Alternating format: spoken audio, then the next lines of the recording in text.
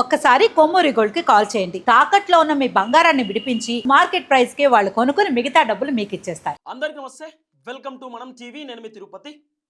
National congress party deputy ముఖ్యమంత్రి మహారాష్ట్రకి సంబంధించి అజిత్ పవార్ ప్రాణం కోల్పోయినటువంటి పరిస్థితి. అజిత్ పవార్తో పాటు దాదాపు 5గురు ప్రాణం కూడా కోల్పోయినటువంటి సిచ్యువేషన్. బారామతి కాన్స్టిట్యున్సీకి అజిత్ పవార్ చార్టెడ్ ఫ్లైట్లో బయలుదేరినటువంటి పరిస్థితి. ముంబై నుండి ఫ్లైట్ అక్కడికక్కడే కుప్ప కూలిపోయినటువంటి సిచ్యువేషన్.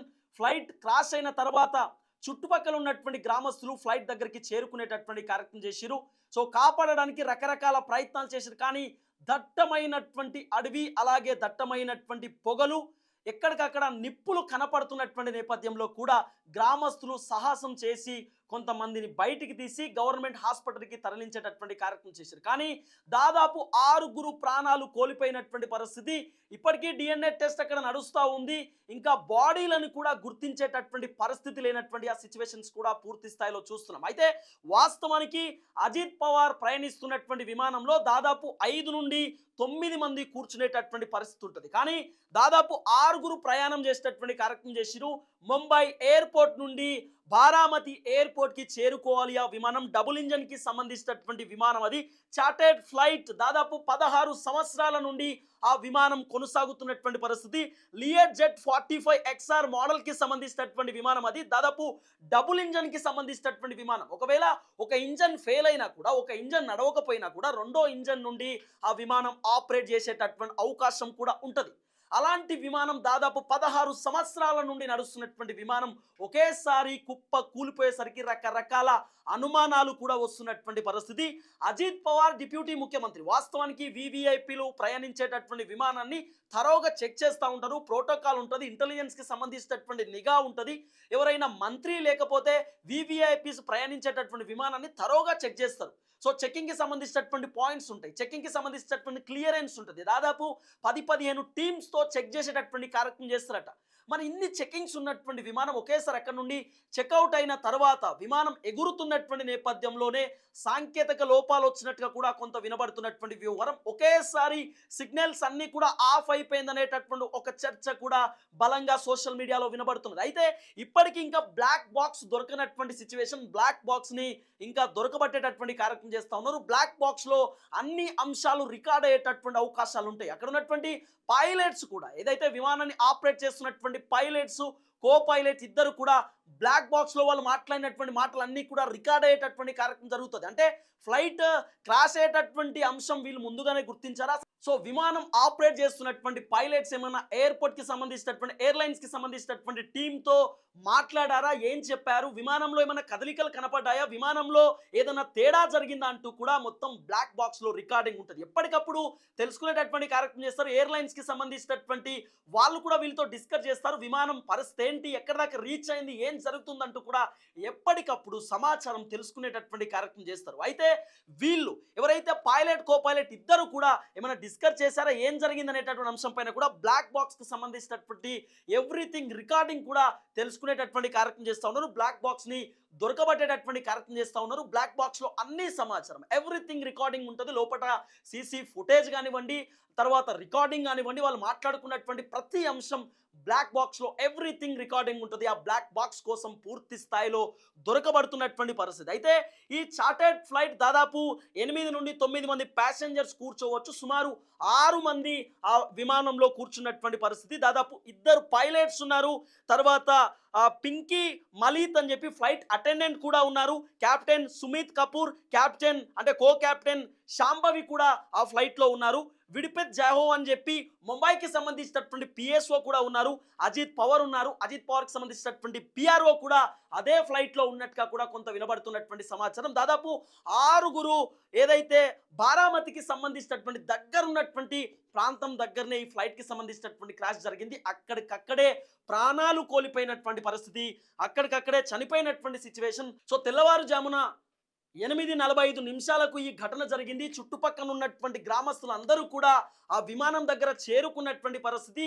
ఆ విమానం దగ్గర చేరుకోగానే ఆ దట్టమైనటువంటి పొగలు, నల్లగా పొగలు బయటికి రావడం, తర్వాత నిప్పులు ఉండడం అంతా గమనించారు. లేదు లేదు ఇది విమానమే, కుప్ప కూలిపోయింది విమానం అంటూ కూడా చుట్టుపక్కల ఉన్నటువంటి పోలీసులకు సమాచారం ఇచ్చేటటువంటి కార్యక్రమం చేశారు. పోలీసులు వెంటనే వచ్చినారు. తర్వాత అంబులెన్స్, అక్కడే ఫైర్ ఇంజన్ కూడా ఇమీడియట్లీ దాదాపు 15-20 నిమిషాలలోనే అందరూ చేరుకునేటటువంటి కార్యక్రమం చేశారు. కొంతమంది గ్రామస్తులు వాళ్ళకి సంబంధించినటువంటి వెహికల్స్లో, వాళ్ళకి సంబంధించినటువంటి ఆటోలో కొంతమందిని హాస్పిటల్కి తరలించేటటువంటి కార్యక్రమం చేస్తే హాస్పిటల్లో ఉన్నటువంటి డాక్టర్లు లేదు వీళ్ళు ఆల్రెడీ ప్రాణాలు కోల్పోయారంటూ కూడా, చనిపోయారంటూ కూడా ధృవీకరించేటటువంటి కార్యక్రమం చేస్తారు. సో అజిత్ పవార్ కూడా ప్రాణాలు కోల్పోయినటువంటి పరిస్థితి. అజిత్ పవార్ చాలా కీలకమైనటువంటి కీ రోల్ పాత్ర పోషించేటటువంటి లీడర్.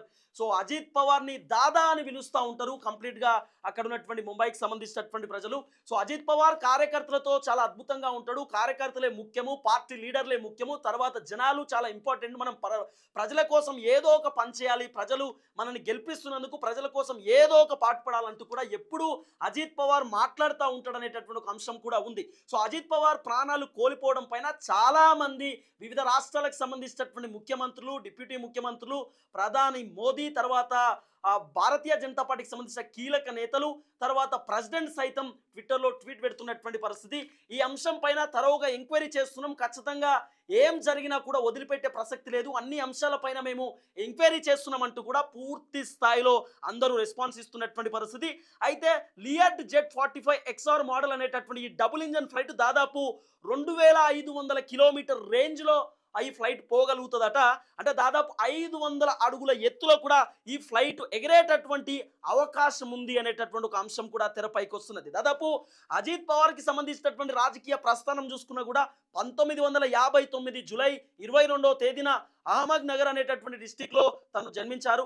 1982లో పొలిటికల్ లైఫ్ని స్టార్ట్ చేశారు. 1991లో ఎంపీగా పోటీ చేసి గెలిచారు. 1995లో ఎమ్మెల్యేగా ఆయన గెలిచారు. 1995లో మినిస్టర్గా తను ఉన్నారు. దాదాపు 7 సార్లు ఎమ్మెల్యేగా గెలిచినటువంటి పరిస్థితి. తన రాజకీయ ప్రస్థానం చాలా అద్భుతమైనటువంటి అంశం. అజిత్ పవార్ చాలా కీలకమైనటువంటి లీడర్, కీ రోల్ పాత్ర పోషించేటటువంటి లీడర్. అజిత్ పవార్ అంటే తెలియనటువంటి వ్యక్తి లేరు. అలాంటి లీడర్ ప్రాణాలు కోల్పోతే చాలా బాధ అనిపిస్తుంది అంటూ కూడా చాలా మంది రాజకీయ పార్టీలకు సంబంధించినటువంటి లీడర్లు కూడా పూర్తి స్థాయిలో వాళ్ళు కొంత మాట్లాడేటటువంటి కార్యక్రమం చేస్తూ ఉన్నారు. దిగ్భ్రాంతికి గురవుతున్నటువంటి పరిస్థితి, చాలా మంది ఇబ్బంది పడుతున్నటువంటి సిచ్యువేషన్. చాలా కీలకమైనటువంటి లీడర్. వాస్తవానికి అజిత్ పవార్ బై రోడ్ పోవాల్సినటువంటి అవసరం కూడా ఉంటుండేనట. కానీ దాదాపు ముంబైకి సంబంధించినటువంటి ఎయిర్పోర్ట్ నుండి బారామతికి సుమారు 251 కిలోమీటర్లు ఉంది. ఒకవేళ బై రోడ్డు వెళ్తే 2-3 గంటల సేపు ప్రయాణం కొనసాగేటటువంటి అవకాశం ఉండొచ్చు. అలాగే రోడ్డు మీద పోతున్నటువంటి జనాలకు కూడా ఏమైనా ఇబ్బంది అవ్వచ్చు. తర్వాత 10:30కు మీటింగ్ ఉన్నటువంటి నేపథ్యంలో మీటింగ్కి అటెండ్ కావాలి కాబట్టి, కార్యకర్తలతో లీడర్లతో డిస్కస్ చేయాలి కాబట్టి అజిత్ పవార్ వెంటనే ఆయన చార్టెడ్ ఫ్లైట్లో పోయినటువంటి పరిస్థితి. చార్టెడ్ ఫ్లైట్కి సంబంధించినటువంటి వ్యవహారం కూడా దాదాపు 5 గంటలు, తెల్లవారుజామున 5 గంటల నుండి చెకింగ్ పాయింట్స్ అన్ని స్టార్ట్ అయినాయట. చెక్ చేస్తూ ఉన్నారు.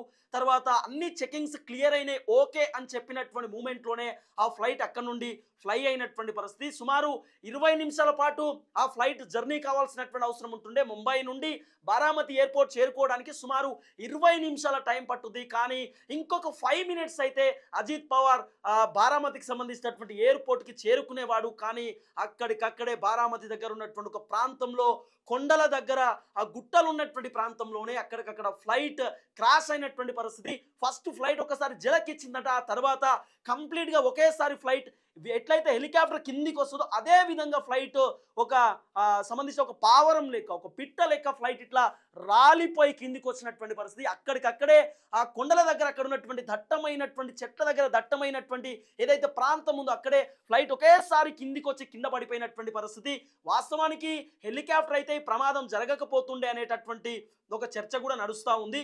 హెలికాప్టర్ అయితే ఎందుకు ప్రమాదం జరగదంటే, హెలికాప్టర్ పోతున్నటువంటి నేపథ్యంలో హెలికాప్టర్ ఏదైనా సాంకేతిక లోపాలు ఉన్నా, ఏదైనా ఇబ్బంది ఉన్నా కూడా అక్కడికక్కడే ఏదైనా చిన్నపాటి గ్రౌండ్ చూసుకొని, చిన్నపాటి ఏదన్నా చిన్నగా అక్కడ ఉన్నటువంటి పొలాలు పక్కన ఉన్నటువంటి ఏదైనా చూసుకొని అక్కడే ల్యాండ్ చేసేటటువంటి కార్యక్రమం చేస్తుండే. కానీ విమానానికి ఖచ్చితంగా ల్యాండ్ చేయడానికి సో రన్వేస్ అవసరం కాబట్టి రన్వే అక్కడ లేనటువంటి నేపథ్యంలో సుమారు ఇంకో 5-6 నిమిషాలు అయితే బారామతి నియోజకవర్గానికి డిప్యూటీ సీఎం అజిత్ పవార్ చేరుకునేవాడు. కానీ 5-6 నిమిషాల లోపే ఇదంతా జరిగినటువంటి పరిస్థితి. చాలా బాధాకరమైనటువంటి అంశం.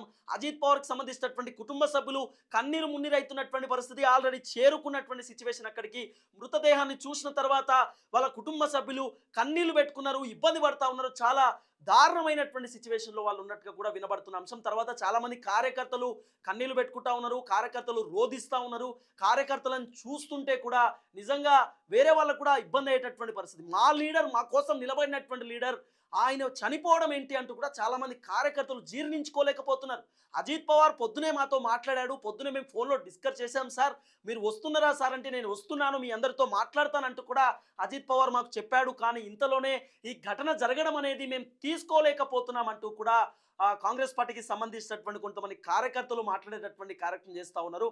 వాస్తవానికి ముంబైలో నిన్న క్యాబినెట్ మీటింగ్ జరిగింది. క్యాబినెట్ మీటింగ్ అయిపోయిన తర్వాత అజిత్ పవార్ రాత్రే ఆయనే బారామతికి చేరుకోవాల్సినటువంటి అవసరం ఉంటుండే. కానీ నైట్ కొన్ని మీటింగ్ షెడ్యూల్స్ ఉండడం వలన, నైట్ కొన్ని వ్యాపారవేత్తలతో మాట్లాడేటటువంటి మీటింగ్ షెడ్యూల్స్ ఉండడం వలన అజిత్ పవార్ నిన్న నైట్ అక్కడ నుండి ఫ్లై కాలేకపోయారు. తర్వాత కొన్ని టెక్నికల్ ఇష్యూస్ వల్ల కూడా నైట్ టైం వెళ్ళడం కరెక్ట్ కాదంటూ కూడా ఇంటెలిజెన్స్ వర్గాలు చెప్పినటువంటి నేపథ్యంలో ఆయన వెళ్ళలేకపోయారు. అయితే ఈరోజు పొద్దున వాస్తవానికి 7 గంటల ప్రాంతంలోనే ఫ్లై అవ్వాలి. కానీ అజిత్ పవార్ని కలవడానికి వేరే లీడర్లు వచ్చినటువంటి నేపథ్యంలో షెడ్యూల్ కొంత లేట్ అయిపోయిందట.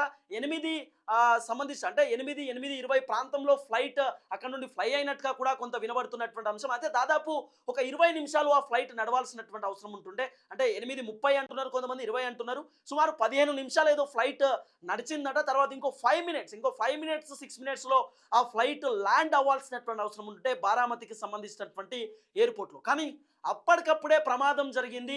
కొంతమంది చెప్తున్నటువంటి అంశం ఏంటంటే, కొంతమంది నిపుణులు అంటే ఎయిర్లైన్స్లో పనిచేసి కొంతమంది రిటైర్డ్ అయినటువంటి నిపుణులు, కొంతమంది తెలిసినటువంటి వాళ్ళు ఫ్లైట్కి సంబంధించినటువంటి ఇంజన్ ఫెయిల్ అయిందేమో అంటున్నారు. ఆ ఫ్లైట్కి సంబంధించినటువంటి ఇంజన్ ఫెయిల్ అయిపోయి ఆ ఫ్లైట్ ప్రమాదం జరిగిందేమో అంటున్నారు. ఎందుకంటే దాదాపు 16 సంవత్సరాల నుండి ఆ ఫ్లైట్ రన్ అవుతున్నటువంటి నేపథ్యంలో ఏదన్నా లోపం జరిగి ఉండొచ్చు అంటూ కూడా రకరకాలుగా మాట్లాడుకునేటటువంటి కార్యక్రమం చేస్తున్నారు. కాబట్టి ఒకవేళ ఒక ఇంజన్ ఫెయిల్ అయితే రెండో ఇంజన్ ఉంటుంది. డబుల్ ఇంజన్కి సంబంధించినటువంటి ఫ్లైట్ అది. ఒకవేళ నిజంగానే సింగిల్ ఇంజన్ అయితే సింగిల్ ఇంజన్లో సుమారు 4 కూర్చునేటటువంటి అవకాశం ఉంటుంది. కానీ ఈ డబుల్ ఇంజన్కి సంబంధించినటువంటి ఫ్లైట్లో సుమారు 9 మంది కూర్చునేటటువంటి అవకాశం ఉన్నటువంటి ఫ్లైట్ ఇది. అంటే 9 మంది కూర్చునేటటువంటి ఆ ఇంజన్ ఉన్నటువంటి ఫ్లైట్ సడన్గా డబుల్ ఇంజన్ ఎట్లా ఖరాబ్ అవుతుంది అనేటటువంటి ఒక చర్చ కూడా ఉంది. అహ్మదాబాద్కి సంబంధించినటువంటి ఫ్లైట్ ఘటన మీరు అందరూ మర్చిపోలేదు అనుకుంటున్నా. దాదాపు చాలా మంది అక్కడ ప్రాణాలు కోల్పోయినటువంటి పరిస్థితి, కన్నీరు మున్నీరుగా మారినటువంటి సిచ్యువేషన్. అక్కడ కంప్లీట్గా కూడా రక్తపాతాన్ని చూసినటువంటి పరిస్థితి. కానీ ఒకళ్ళు మాత్రం ఎమర్జెన్సీకి సంబంధించినటువంటి సీట్ దగ్గర కూర్చొని కింద పడి ఆయన బయటికి వచ్చినటువంటి పరిస్థితి, ప్రాణాలతో ఉన్నటువంటి సిచ్యువేషన్. కంప్లీట్గా అహ్మదాబాద్కి సంబంధించినటువంటి ఆ ఫ్లైట్ ఎయిర్ ఇండియాకి సంబంధించి మనం మరవలేదు. ఇంకా ఆ ఫ్లైట్ కూడా డబుల్ ఇంజన్కి సంబంధించినటువంటి ఫ్లైట్, ఇంకా చాలా పెద్ద ఫ్లైట్తో పాటు ప్యాసింజర్లు చాలా మంది కూర్చునేటటువంటి ఫ్లైట్ అది. కానీ అక్కడ కూడా కొన్ని లోపాలు, ఇంజన్ ఫెయిల్ అయింది అనేటటువంటి ఒక చర్చ నడిచింది. వాళ్ళు ఆల్రెడీ సంబంధించినటువంటి బ్లాక్ బాక్స్లో వాళ్ళు మాట్లాడారంట, మేము ప్రమాదంలో ఉన్నాం, ఇబ్బంది పడుతున్నాం, ఫ్లైట్ క్రాష్ కావడానికి రెడీగా ఉంది, మంటలు చెలరేగుతున్నాయి అంటూ కూడా వాళ్ళు మాట్లాడే కార్యక్రమం చేశారు. సో ఇప్పుడు అజిత్ పవార్ వెళ్ళినటువంటి ఏదైతే లెజర్ జెట్ 45 XR మోడల్కి సంబంధించిన డబుల్ ఇంజన్ ఫ్లైట్ ఉందో, మరి ఈ ఫ్లైట్లో బ్లాక్ బాక్స్లో ఏముంది, ఏం మాట్లాడి ఉండొచ్చు? కొంతమంది మాత్రం లేదు ఇంజన్ ఫెయిల్ అయిపోయింది అంటున్నారు, కొంతమంది ఇంజన్ ఫెయిల్ అయ్యి ప్రమాదం జరిగి ఉండొచ్చు అంటున్నారు. సో ఇంజన్ ఫెయిల్ అయితే ఆటోమేటిక్ కంప్లీట్గా సిస్టమ్ ఆఫ్ అయిపోతుందంట. సో తర్వాత ఫ్లైట్ కూడా ఒకేసారి జలకిస్తూ ఒకేసారి ఏదైతే హెలికాప్టర్ కిందికి వస్తుందో అట్లనే ఫ్లైట్ కూడా కిందికి వచ్చి కంప్లీట్ క్రాష్ అయిపోయిందనే చర్చ ఉంది. అక్కడ ఉన్నటువంటి కొంతమంది గ్రామస్తులు, చుట్టుపక్కల పనిచేస్తున్నటువంటి వాళ్ళు కూడా కొంత మాట్లాడే కార్యక్రమం చేస్తూ ఉన్నారు. ఆ ఫ్లైట్ కిందికి వచ్చే నేపథ్యంలో దాదాపు సుమారు ఒక 50-100 మీటర్లకు సంబంధించినటువంటి ఆ పైన నేపథ్యంలోనే మంటలు చెలరేగాయి. అంటే ఏదైనా ఫ్యూయల్కి సంబంధించినటువంటి అంశంలో ఏమైనా ఇబ్బంది ఉండొచ్చా, లేకపోతే రకరకాలుగా ఇట్లా వినబడుతున్నటువంటి అంశం. కానీ 6 మంది ప్రాణాలు కోల్పోయినటువంటి పరిస్థితి. బారామతిలో పబ్లిక్ మీటింగ్కి అటెండ్ అవుతున్నటువంటి అజిత్ పవార్ డిప్యూటీ ముఖ్యమంత్రి, సో తను ప్రాణం కోల్పోయినటువంటి సిచ్యువేషన్. చాలామంది ఇబ్బంది పడుతున్నటువంటి పరిస్థితి. ఈ ఒక వార్త వచ్చిన వెంటనే అనేక మంది రోధిస్తున్నటువంటి సిచ్యువేషన్. చాలా మంచి వ్యక్తి, అందరితో మంచిగా మాట్లాడే వ్యక్తి.